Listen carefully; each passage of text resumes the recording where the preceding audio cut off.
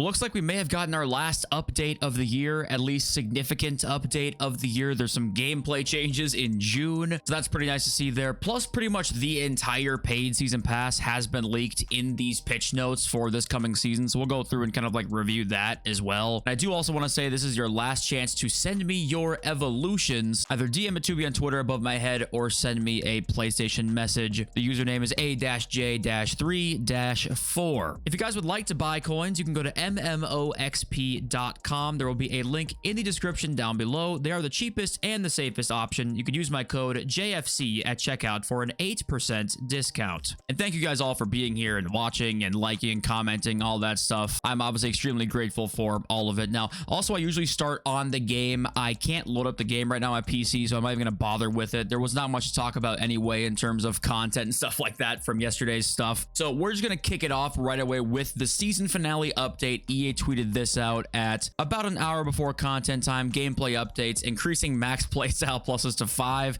All right. And then updates to career mode as well. So let's look through here. And here's sort of the overview, the brief overview of what some of these changes are going to be. So we'll read through all of these, but we won't read through the whole pitch notes, right? So let's begin with bullet number 1, moderately increased accuracy of ground passes for players with high passing related attributes. So hey, that's something, right? Because obviously almost every card now has very high passing. So it looks like just in general, ground passes are going to get a buff, which that's always nice to see. Second bullet point here is significantly reduced effectiveness of goalkeepers rushing out with the rush out playstyle and slightly reduce that effectiveness for rush out plus players. So we know it's been very hard to round the keeper this year. You basically can't do it, and shooting underneath those guys or around those rush out players has been very difficult. So trying to nerf that, it looks like, a little bit here. Third bullet point, slightly increased accuracy of contested and uncontested headers. So as we know, this has been a real complaint from offline players that headers just don't exist right now, and online players have had some complaints as well that, you know, just crossing has not really been a very viable strategy at all. And they mentioned some of the pros and cons down here that we'll go and talk about. Next one, a new season and premium pass and ultimate team. We figured that one already. Increase the maximum number of playstyle pluses to 5. And then the last 3 here, updating some career mode stuff and a refreshed celebration main menu theme. So first of all here, what don't you see with some of the gameplay updates? No Travellas, no L1 speed boost, so that appears to not have been changed at all. Those are 2 of the biggest complaints. But then again, the L1 speed boost, that's one of the ways to actually outpace defenders right now. But I was seeing a lot of complaints about how have they not fixed Travellas and then the L1 speed boost. But so what do you guys think about that? That looks like for the rest of this year, there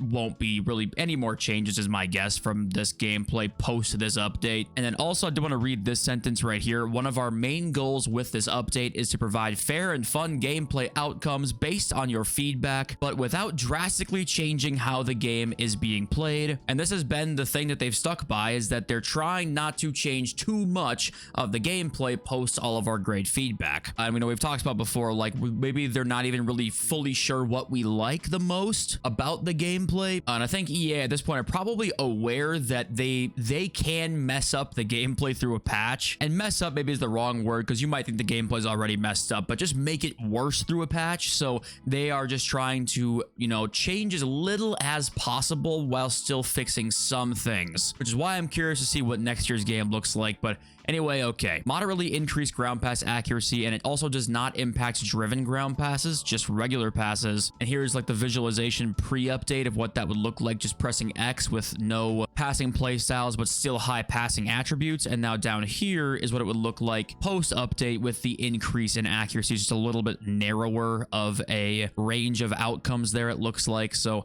it's always nice, you know, less reliance on play styles is always nice. And I say here, you know, it's still impacted by everything you'd expect, including clean inputs and defensive pressure on the passer. So any, you know, passing buff's always nice to not have to rely on those play styles that we know we feel like we need all the time now. The next up here is the reduced goalkeeper rush out play style effectiveness, and show a couple of videos here. And the first one, this was pre-patch, right? So watch the keeper and just look at how fast he is moving, right? This keeper, I mean, look at how fast he moved prior to this update and what happens right now, right? I mean, good luck, because you not only can you not round this guy, you also can't shoot like underneath him almost. So it's doubly ass basically when you're playing against that kind of player. Now here it is post patch, and it does look quite a bit slower. Yeah, match. It's still like rushes out pretty quickly, but at least here, also if you can then make a move to the right or left to around the keeper, then that would also really help with this as well. But it is nerfed slightly, which I think this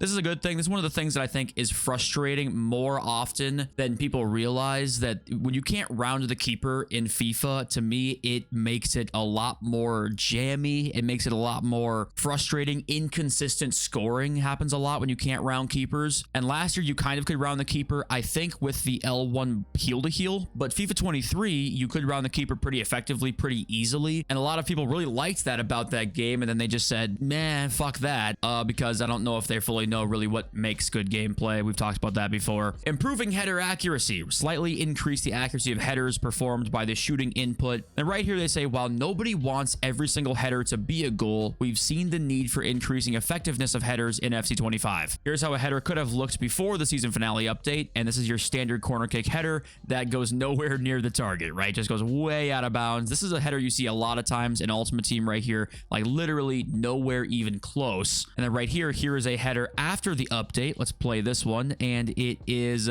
very close. It still goes wide. Even the example they show post the update, still it goes wide, but it is a lot closer. So I'm assuming they're trying to get across that the range of outcomes is going to be a lot more like narrower, and there's a more chance of this going in now post update than before. So another thing too they did not nerf is the bicycle kicks on corners, because those are really bad too. The pros are all doing that. And this header stuff is one of those things as well, where if you just give offline players that customization to edit the things like heading accuracy and that kind of stuff through sliders, that would help a lot. Because I think they made this change like partly because of us and some of the Ultimate Team community, but also a lot of the offline community is like, bro, we can't score headers, and like it's ruining the offline experience for me. The two need to go their separate ways, and hopefully they do that more next year. The offline and online gameplay I'm talking about, which I think would just help everybody. But okay, so Season 8, new Premium Pass kicks off Thursday, June 5th. We had these leaked already. The Max 95 will be the standard ladder, and the Premium Pass looks like all of them will be Max 96. I think that's what they're saying here. They don't say that only certain ones are Max 96. It looks like all of them are going to be Max 96 for the Premium Pass users. And here is this full image here, basically showing literally all of the rewards. So the most I can actually zoom in on this picture without drastically lowering the quality is to this point here. So you might have to zoom in yourself on some of these, which I apologize for, but the quality goes to absolute shit. So, okay, level number 1 is Alexis Sanchez and Pedro. You have to choose between them, but Shapeshifters is obviously here. Cam Alexis Sanchez, and then left back Pedro. You choose between them or an 83/7. Level 3, 84/4. Level 5 is Tamori CDM and Lenormand CM. And Tamori, if you can zoom in there, Tamori has Incisive Pass, Block, and Anticipate with all above 90 stats, so that's pretty cool. If you don't want either one of those guys, there is an 83/7 there. Level 6 is where there's 4,000 XP here, and level 20 there's 4,000 XP. So it looks like you'll get straight to level 10, and then straight from level 20 to level 24 as well. So last season it was like a free 10k XP, I think, or was it 6,000? I forgot exactly what it was, but it'll be a free 8,000 separated between two different levels this time. Block plus level 8, 7 and 9 are two different packs there. Level 10 is Douglas Luiz, Yan Kuto left wing, or Samuel Lino right wing. And like I said, I'm really sorry it's hard to zoom in and see those, but finesse shot, tiki taka, and rapid there for Kuto. And you'll notice a theme here that pretty much every card in like this new season pass has like borderline A tier playstyle pluses only. EA kind of know at this point what the best ones are, and they're kind of going all out, looks like. Also the pack, there's an 83/10 if you don't want one of those three. Level 13 is a position change that we saw. Any player to a left wing, it looks like, which is kind of cool that they say any player here. Two more packs at 12 and 14. Level 15 is Jack Grealish and Alicia Lehman. And these are the first ones with 4 playstyle pluses, and there is some history between these two. Now,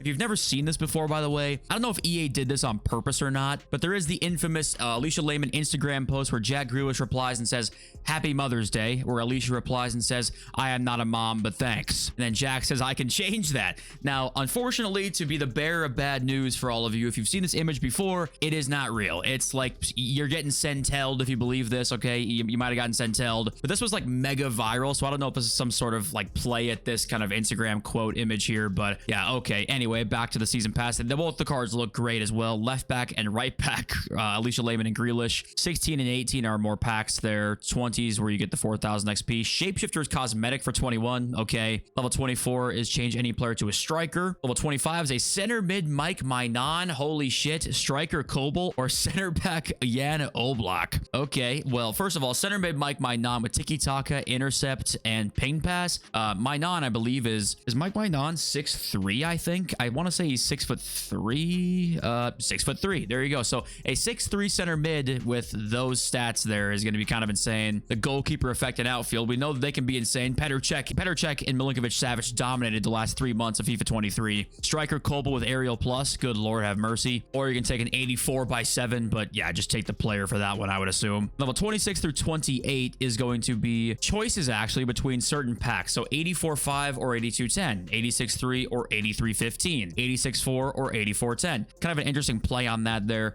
Level 29 is quick step plus, sure. Level 30 is left wing Sandro Tonali and striker Calafiori. Both 4 playstyle pluses, both near, you know, just 99 stats, just insane cards there. Or you can take the 84/6 if you're a gambling degenerate. Level 32 and 33, intercept plus, finesse plus, great. 34 is a choice between an 89/3 or an 85/12, and you can't see the final reward because my big head's in the way, but let's take a look. Last reward is right here. It is a 91/3 or this 97 Kaká with 5 playstyle pluses. He's got finesse, incisive, rapid, first touch, and low driven. That is a ridiculous card. Shapeshifter icon design has also been leaked right here. And with that, they obviously talk about how now there can be 5 playstyle pluses on cards this year. So that makes more sense as to why it went faster, right? Because they want to add 5 for Shapeshifters. Last year, we ended on 4. This year, we've got 5 coming in. And also what some people didn't realize is that this is just the paid pass rewards. Okay, this is not actually all of the rewards. It's not like, oh, the free is Pedro, the premium is Alexis Sanchez. There's a whole nother set of rewards here basically that we haven't seen yet that will come out on that Wednesday night into Thursday. This is just the paid pass here, not all the other, you know, rewards for the free tier of the season pass as well. And down here, the reason that they said that they added the 5th playstyle plus in for this update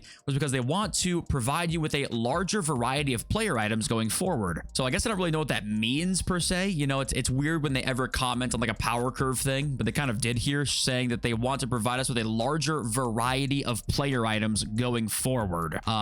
Okay, if you guys think you know what that means, then let me know in the comments. And then they added some more icons you can start career modes with: Prince, Best, Cruyff, and Garincha, and tweaked some more stuff in the UI of career mode here. And then that is that for the update. So yeah, what do you guys think of all of this plus the gameplay changes? Yes, there's some changes in there that I think we didn't see that we wanted to see, but there's at least some things that are changing in June, which is very rare for them. So it's nice to see at least like a good level of support for the gameplay, at least in this late in the cycle, to try and give them some credit here. There's been some years in the past where it ends virtually in March. It's like March, there's no more gameplay updates, it's over with. And there are a couple things in there that they did change that I think we've wanted to see, so that's still nice.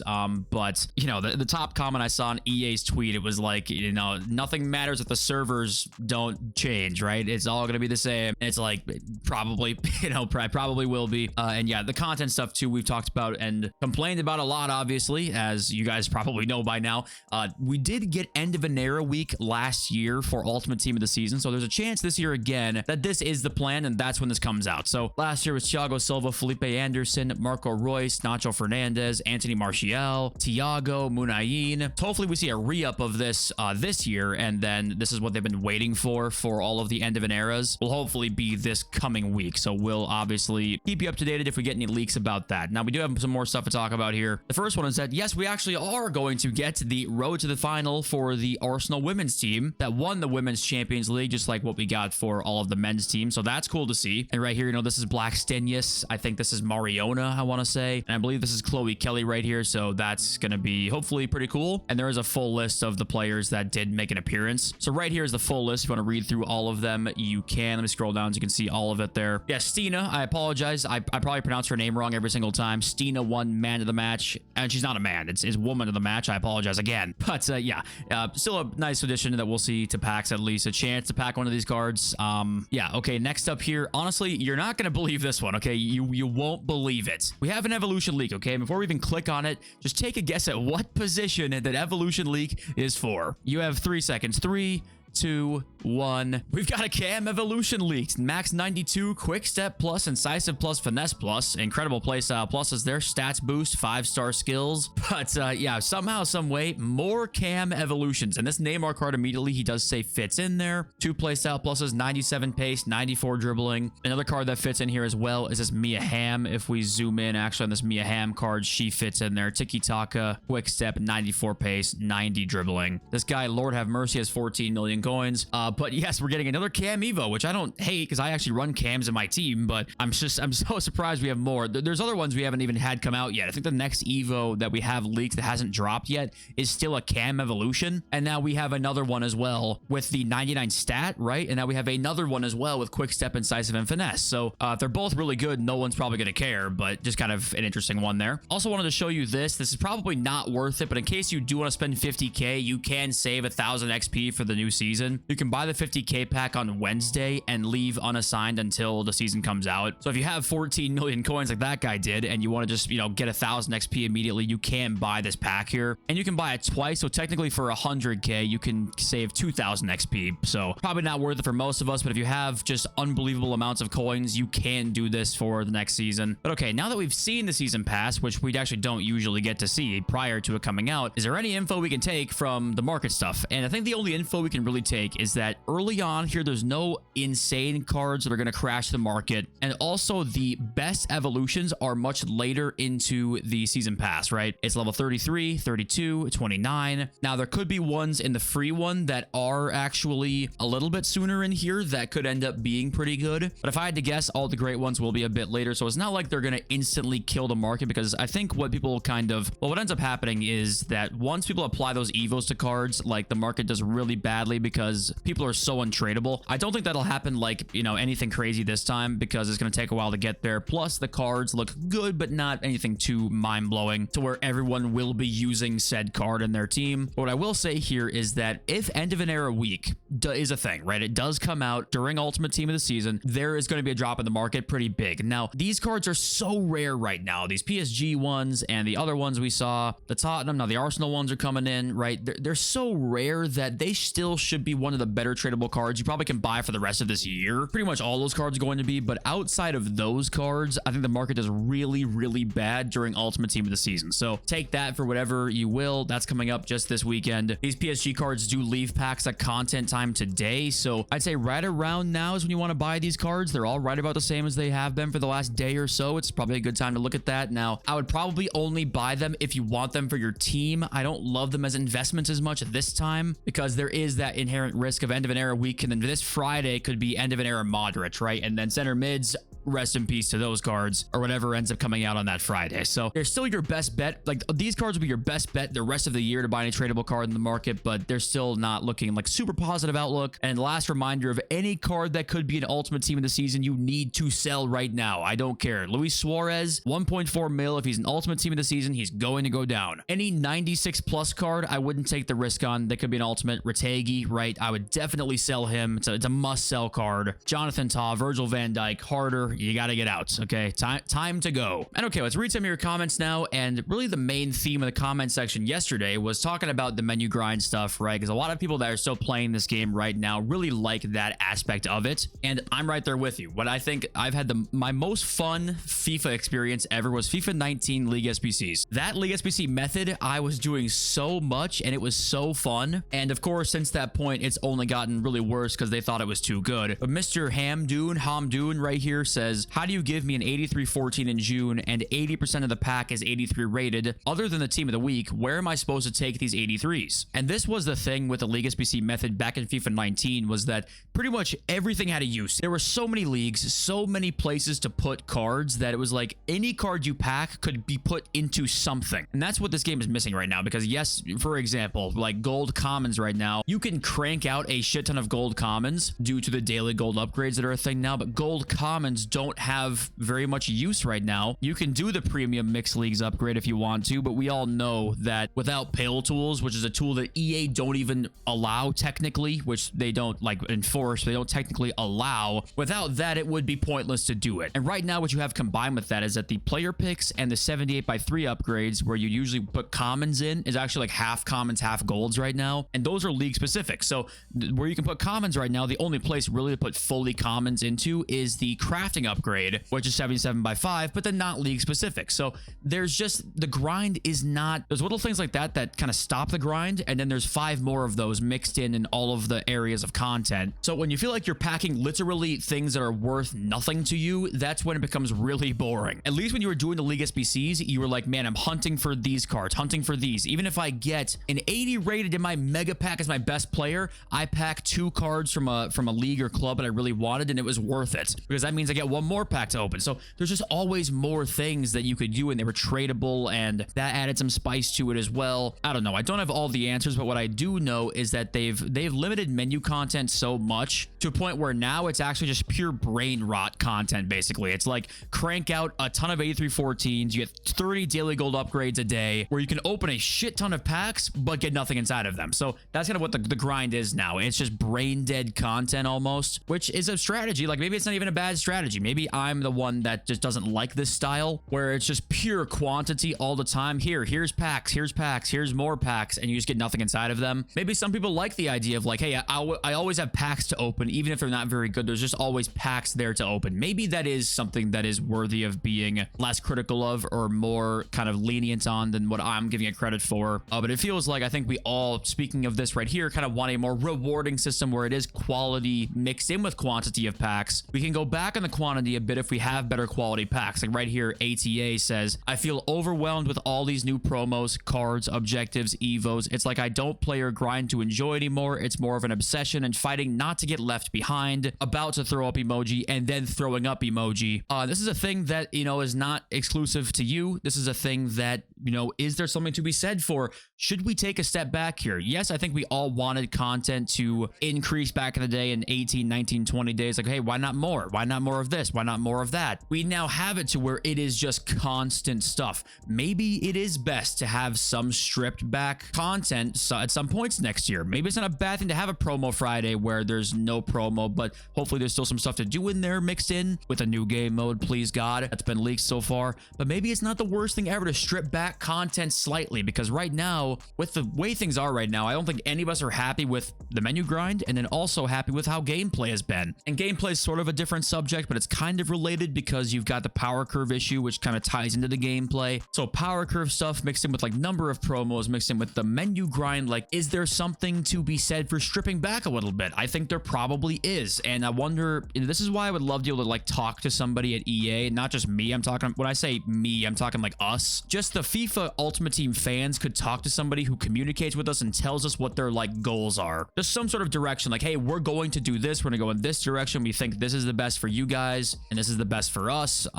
We're just never gonna get that, because I don't think they need to do that. It took us their worst month in years to have us have some communication about gameplay stuff. So it'll take, once again, some bad months, some bad player count months, some bad monetization months to come out with some more communication about also menu stuff. So yeah, I don't know. Obviously, let me know what you guys all think in the comments. I appreciate you all for being here so much. Love y'all, peace.